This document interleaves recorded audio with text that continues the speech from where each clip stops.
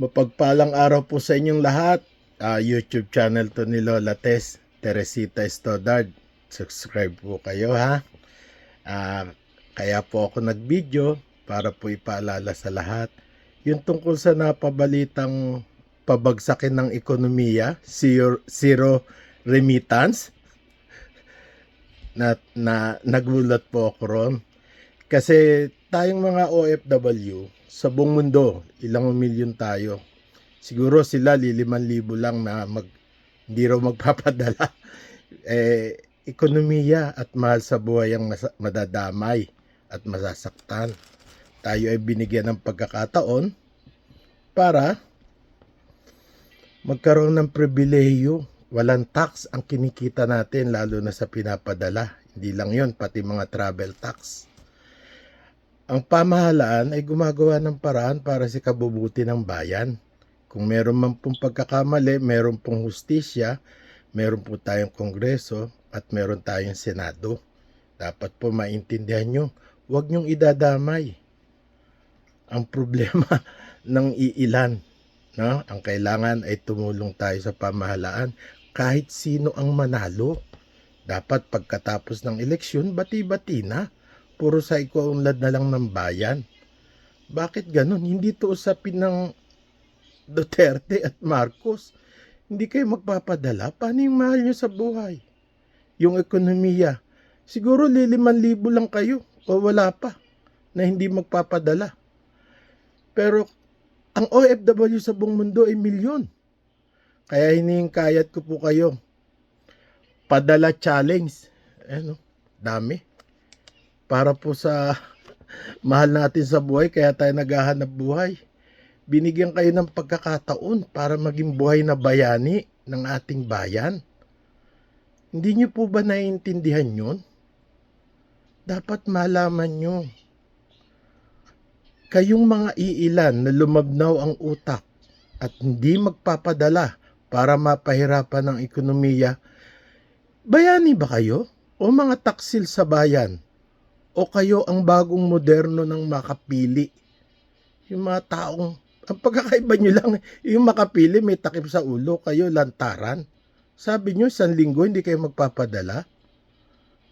Tapos, may nagsabi pa kahit 1 buwan, para lang maramdaman ng gobyerno, para bumagsak ang ekonomiya. Anong klase kang bayani? Taksil ka, traidor ka. Dapat maintindihan nyo. Iisa lang ang bayang Pilipinas. Tinawag ka pang bayani. Kayong mga hindi nakakaintindi, sana maunawaan nyo. Unang-una, bayaran. Katapusan yun. 28 hanggang April 4, hindi kayo magpapadala.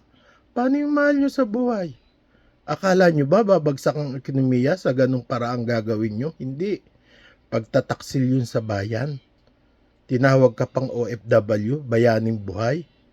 Kaya hinihingkayat ko po kayo, milyon tayo, masusuporta sa gobyerno. Kahit sino pong manalo, dapat tanggapin natin. O yan po, papadala ko para sa mga mahal sa buhay. Para maintindihan nila na nagkamali sila, iilan lang sila. Hindi maapektuhan ang gobyerno sa pagbagsak ng ekonomiya na ginugusto nyo. Nagkakamali po kayo.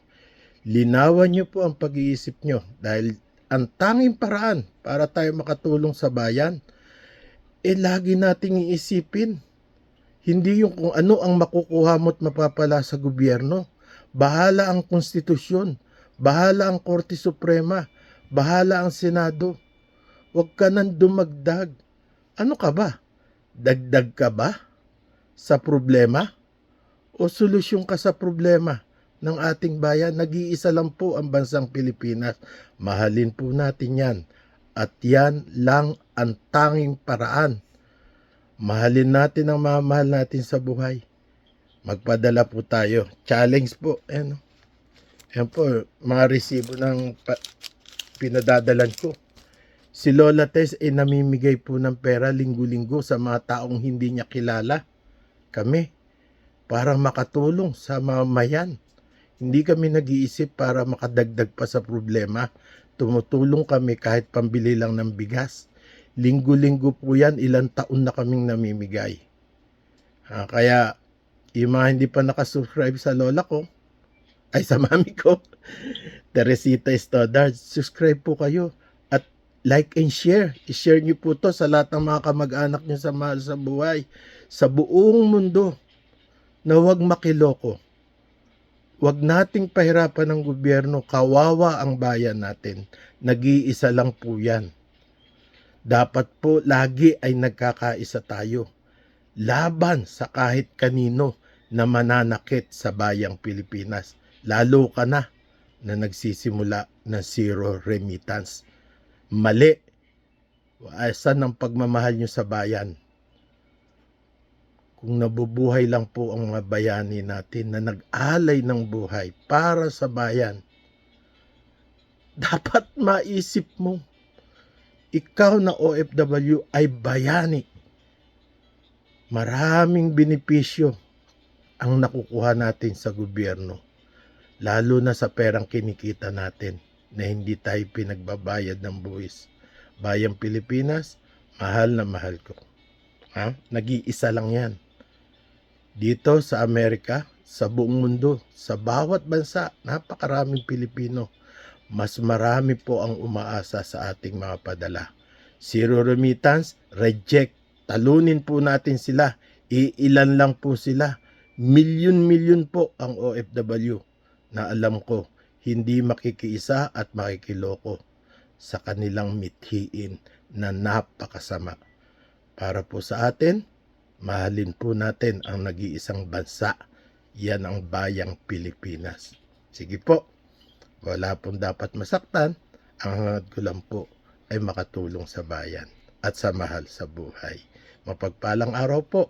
Subscribe, like, and share po kay Lola Tess Teresita Stoddard. Salamat po. Ang dami pera, oh. Ang kapal niyan. Oh. Padala na yan. Dami, oh. Hindi ko alam kung ilan to. Basta marami. Salamat po.